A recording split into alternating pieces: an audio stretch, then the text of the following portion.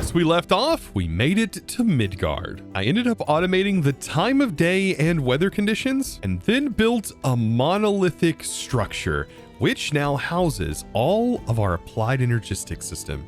But now that we've made it to Midgard, things are going to start changing even more. Automation becomes a lot more available, and we need to start prepping ourselves for said automations. So today, I think it's time for us to now dive into project expansion. Now, recently we unlocked the transmutation tablet, which makes life a whole lot easier, but what we also unlocked was project expansion and also applied E, which allows us to use project E within our applied energistic system. However, we currently are not generating EMC quite quick enough to really start to use it for automation. But that's where project expansion comes in. Project E and expansion is going to allow us to use EMC for automation purposes, but it also allows us to passively generate it, kind of turning, well, our EMC generation into more like a clicker game, if you've ever played like Cookie Clicker, for example. And the way that it does this is by including different tiers of power flowers that we're going to be able to make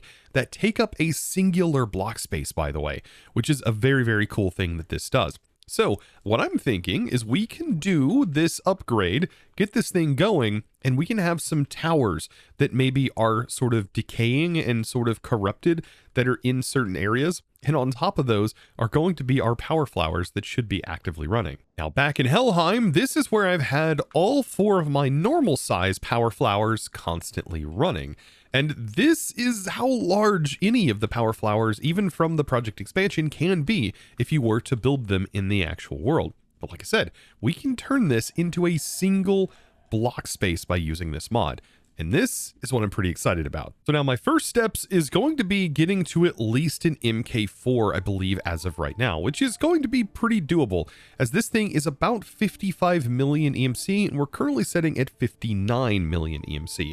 So out of our total available, we should be able to make it to this tier. And it's definitely going to be worth getting to that tier, because once we do, getting back that EMC should be rather quick. I will say though, this process is quite tedious because we need to make basic collectors, and then we also need to make basic compressed collectors from those regular collectors, and then those all need to be combined with these relays also. And then on top of that, we're also going to need these links, and all of these links are going to be upgraded from themselves. Thankfully, they all have EMC values, so once we craft them once, we can always pull them out later. So first thing on my to-do list, getting all the way up to magenta matter, and the way we're going to do this is by using our Eternalis fuel, and so I'll just pull 6 of this out, and this is going to be upping into a higher tier than red matter, which is kind of cool all in itself. And we are going to be progressing through these different tiers of matter. And there's our first basic collector. Even more sun power, yes. The best way to do this is once you've made this to pull out a few of these, because we also need to compress these into a solid block. So this is going to be the next step. So there we go. Now we have a compressed version. Hey, look, I took some collectors and made them useless.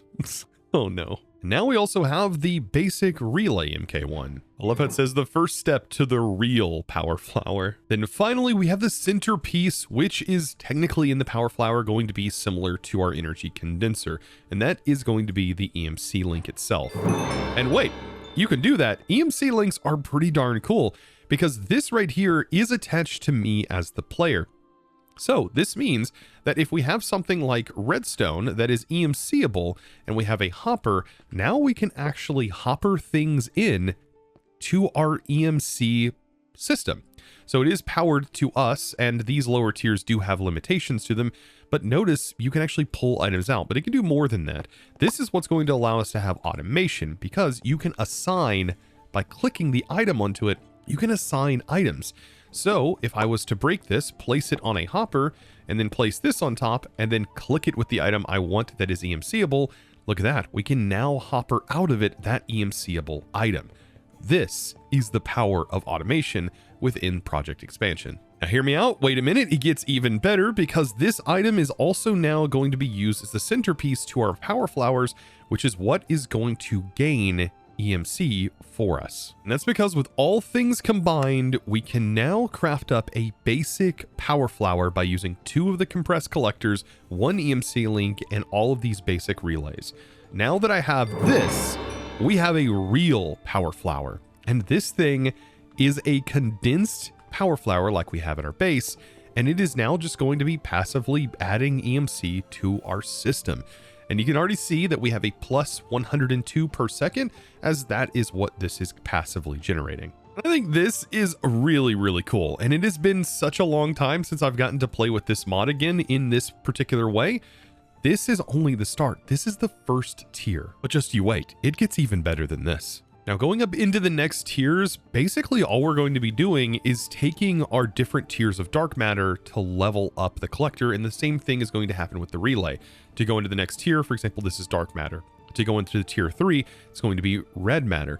And then to go into tier 4, it's going to be that new magenta matter that we made. And the magenta matter is just the start, as this tiers all the way up into fading matter. We've already upgraded now to the tier 2 power flower. Look at that bad boy. And there we go, already now up to tier 3. And then as of right now, finally the Mark IV, which we're going to be able to get into. And this is going to use up just about all of our EMC in order to craft. But now that we have this, left with 2.5 million, we now have ourselves a Mark IV.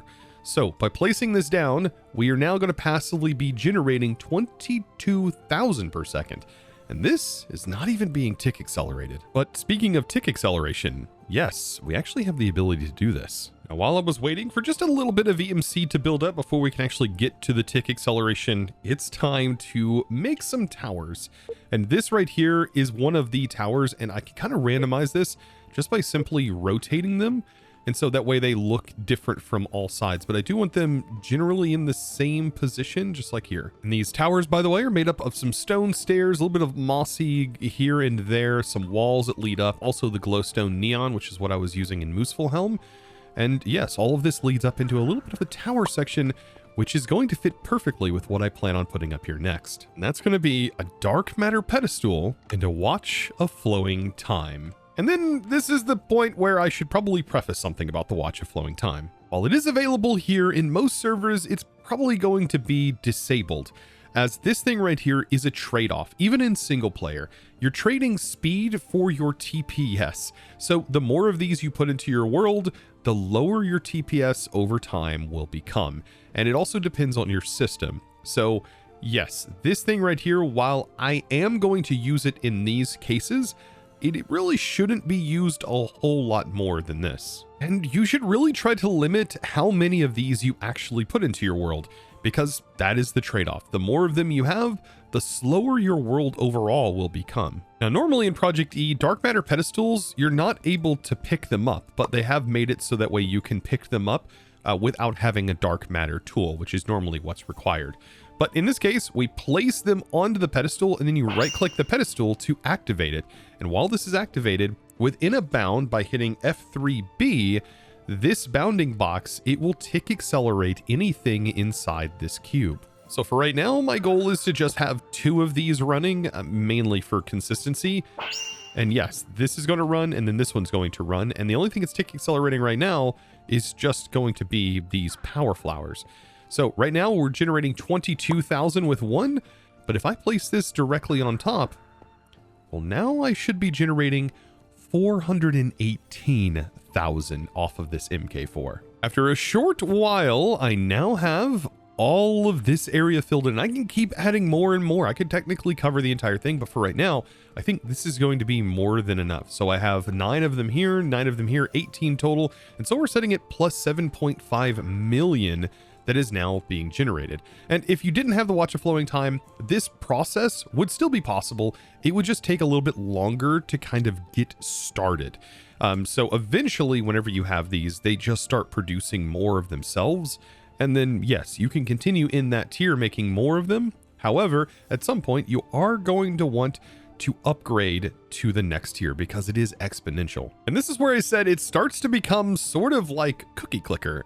Yes, which is not a bad thing per se, but it definitely gives you something to sort of work towards until you've maxed it out. And so really the crafting rabbit hole starts to begin after this point, because not only do we have to manage upgrading the matter, we now also have to start managing the fuel. And we are going to need to keep upgrading our fuel with our Philosopher's Stone. We just keep rinsing and repeating this process. I am really getting there. There's already a Mark 6 in such a short period of time. This is fantastic.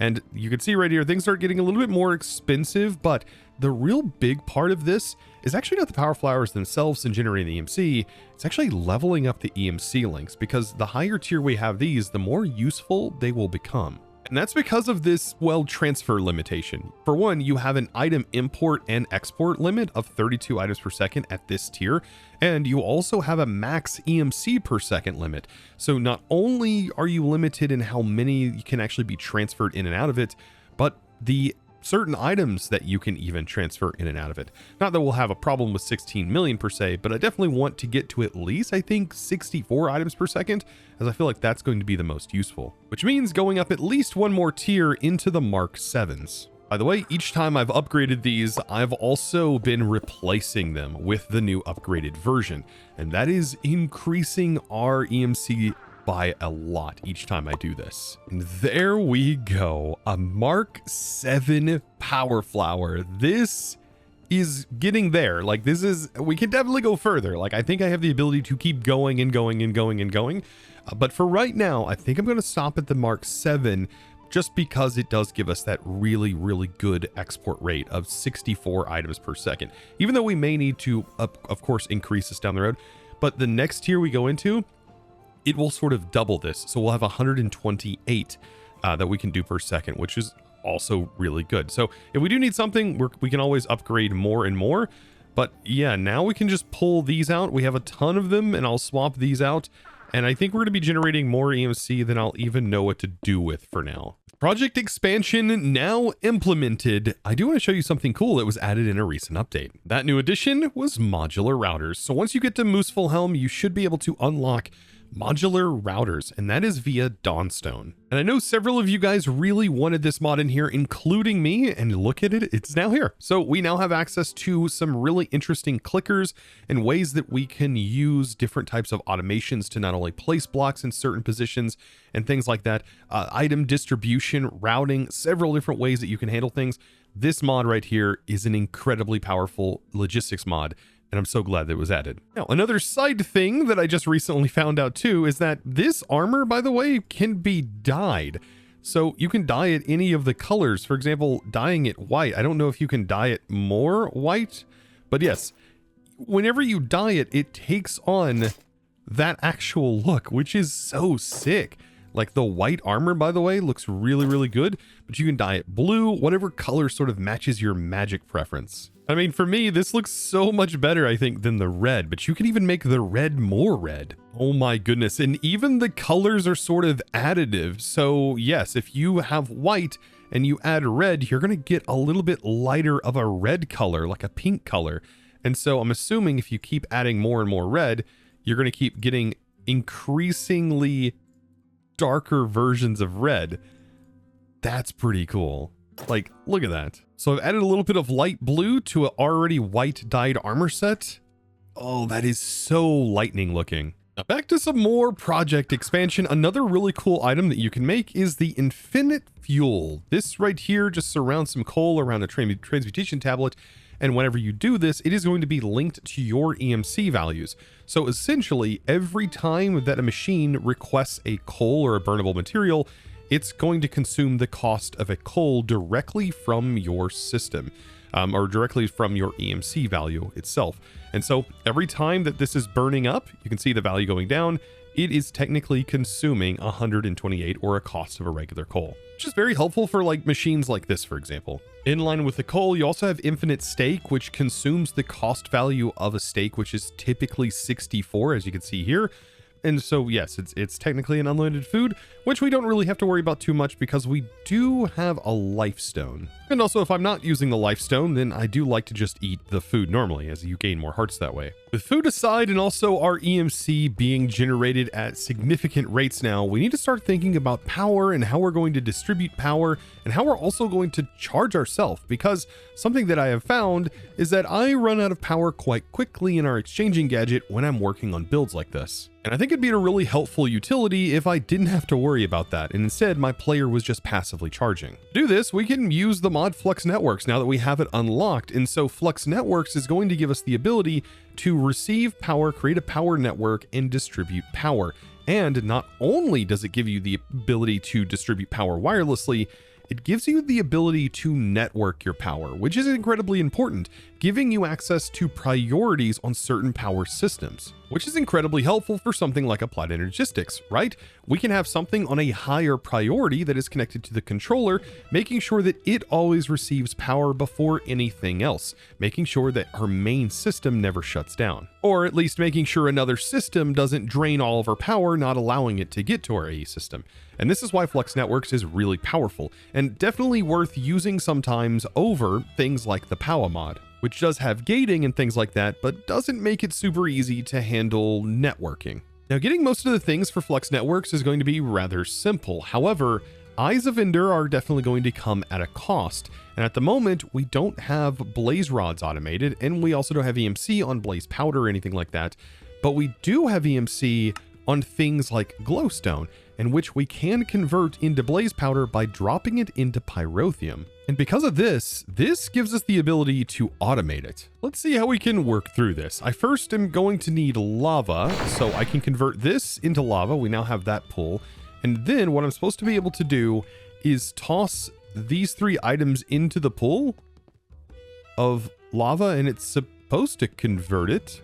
But maybe it's because I have a cable underneath here and the items are able to actually escape. So let's try this again. We'll toss all of the items in. Aha, then it converts into Pyrotheum. Now I just need to drop items in, so I can just drop items directly via a chute, and we can place a barrel directly on top of the chute and send said items with a pattern provider directly into here. And then once those are collected, we can use something like an advanced item collector, which isn't too expensive to make, to just simply pull the items back in. We do need to show the actual bounding box though, and probably manipulate this and make this a lot smaller, so that way it stays within this small area and doesn't try to collect anywhere else. Try to bring the Y until it encapsulates this area right here, probably even down one more. And then inside here, we can drag in, I believe, Blaze Powder. Let's see, we may have to place it in. We may not be able to drag it in, but we can place in Blaze Powder and set this to a whitelist filter. And that should only allow Blaze Powder to be pulled into the system. So go back into the pattern provider. Then back over here, we can create this recipe, which is going to be Glowstone and Blaze Powder, just sort of 1-to-1, which I think is fine for now. And place this in the pattern provider as a processing recipe. And let's go ahead and try to request this and see if we can't catch it working. So I am going to need some glowstone blocks, which we should have plenty of. There we go. Provide that with our system. Eventually it will have access to all of those items. And then we will say, craft so many blaze powder. Let's do 100 blaze powder. Is that functioning correctly? I mean, the blaze powder is going up. So yes, this was dropping in, was being converted, and was being vacuumed back into the pattern provider. And our recipe should have been completed. Yeah, we have no things left inside of our CPU's processing. Our next major task is getting access to Bedrock, but we actually already have Bedrock access in Muspelheim, so I might as well go back to Muspelheim and utilize that for now. Back in Muspelheim, I do want to head over here, and yes, all the way down at the bottom, you can see we have Bedrock access. It's also allowed me to check on my embers setup, and yeah, we do have quite a bit of embers still flowing in. But what I need to do is place an obsidian block directly above this, grab some redstone, a few stacks of it should work for now, and then make sure our magnets are turned off, throw in all of this redstone, make sure I'm away from it, throw all of the redstone in, and then when I'm ready, if I can get this all laid in here correctly, when I'm ready, we are going to punch the obsidian.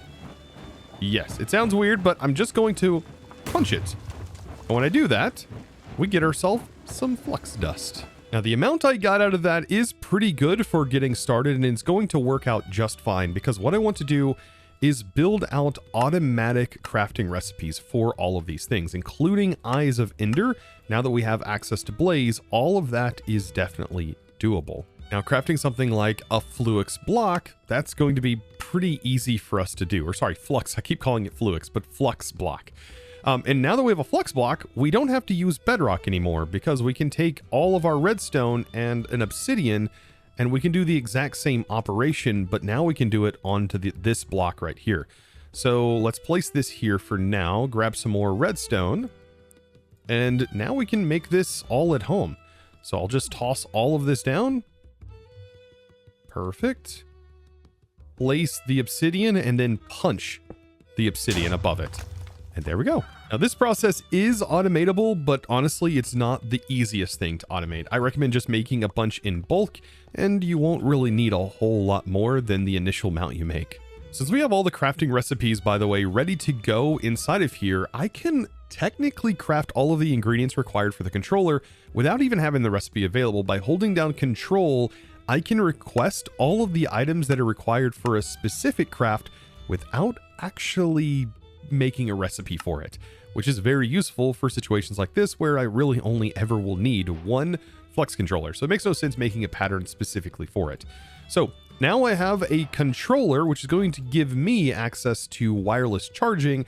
And then we have a Flux point and a Flux plug, both of which do very different tasks. A Flux plug is going to create our network and provide our network with power. So this is going to be the source of our power. And we need to create a new network. And I always like to call this main. If you're playing on a server, you can name it whatever. And I'm going to leave mine set to public access. But if you're on a server, you can actually encrypt it and lock it with a password to share with your friends, leave it completely private, or make it public. And you can even change the color of it, and green is typically what I like to use for my main starting network. Really doesn't matter though, just hit create. After it's created, you select it, and now we have access to getting power into anything else that we use. And the way we send power to other machines is via something like a point. So a point is going to provide that power, and we can provide this machine power just by selecting this. And now this point can give this power without actually being connected via this cable. So anytime we go to use this multi-servo press, power can come from here. Or in my case, it would be a pretty good idea to set a priority system on this starting point. So we have this point, which is going to also tell us how much power things are using, but I can set priorities, right? And so I can set this to 10, making sure this is the highest priority thing out of any other point that I may use. And to make that fully work, technically I wouldn't want this on the flux ducts themselves. I would technically want them on the actual sources of power instead of using flux ducts for the line. What this will allow us to do is move our power system, which is something that I definitely want to do. But I'll worry about that later, because right now I want to get wireless charging. And this, my friends, is a huge jump forward in power. So all I'm going to do is place down my controller. You can place it anywhere just so long as it stays chunk loaded. And then I'm going to select our power network and then go to the wireless charging section, in which I want to select where I want things to be charged from. For example, I want my hotbars, I want my offhand and main hand, and my armor slots and curio slots if there's things in those. I want all of these to be charged. I want to hit apply and then toggle on wireless charging, making sure I've hit apply after all of that. With that done, I now have charging in my inventory that is coming from this power source right here, or any other connected flux plugs that we have on the network.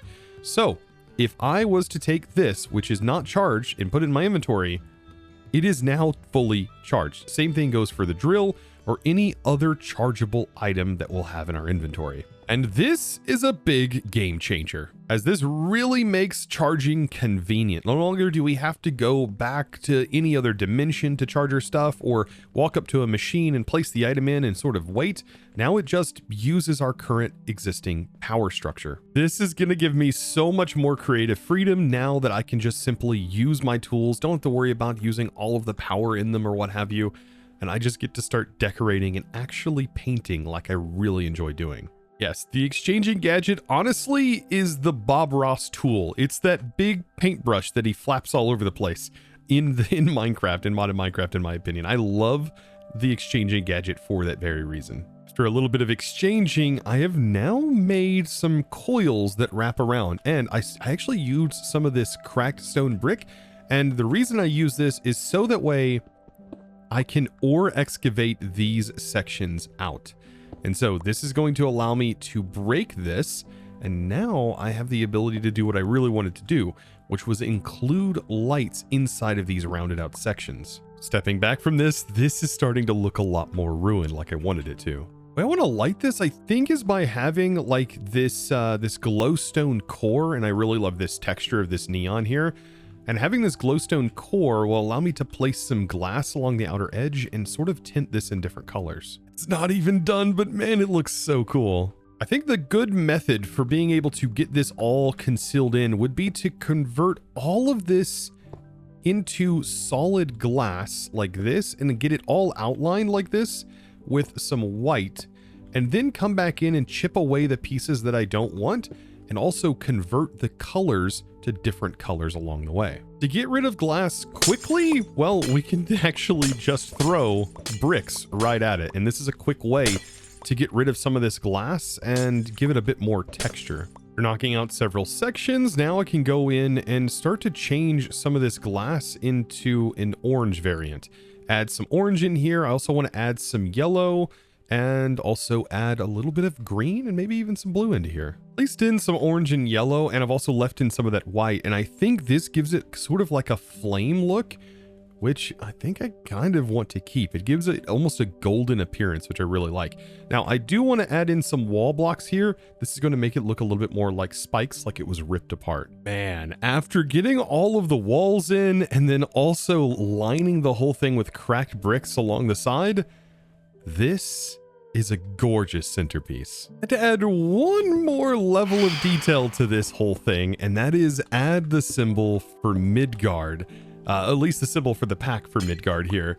This is pretty cool looking.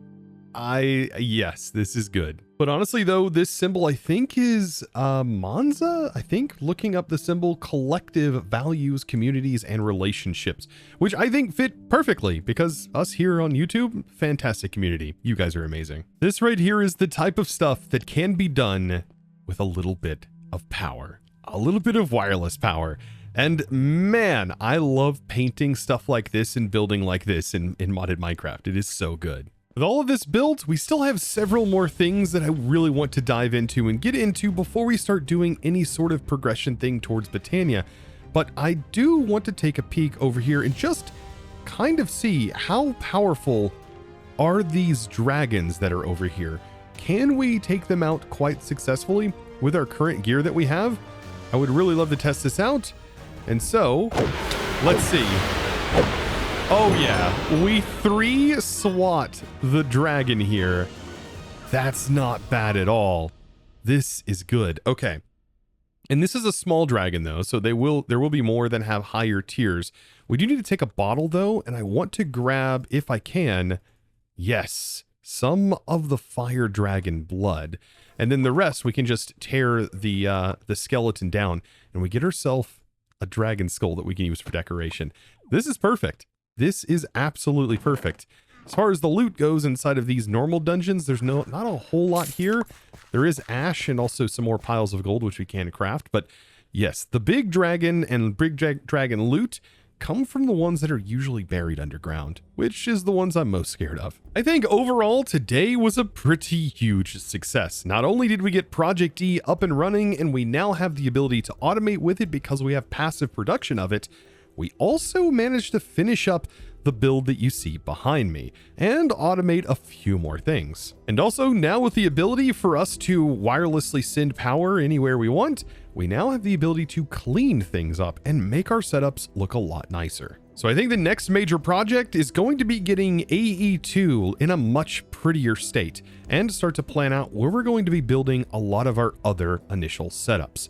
that may start to involve all of these individual terraces that I have laid out. So if you did enjoy today's episode and you look forward to all of those future projects, be sure to click that subscribe button if you haven't already, and well, give this video, guys, a huge thumbs up. Now, without further ado, it's time for me to thank the amazing supporter of today's episode. And that huge thanks, well, that's going to go out to Mr. Sparkles. Thank you so much for your amazing support and choosing to support me over on the Discord by becoming a Discord premium member and supporting my content in one of the best ways possible. Guys, I hope you enjoyed. I'll see you in the next one. And as always, thanks for watching.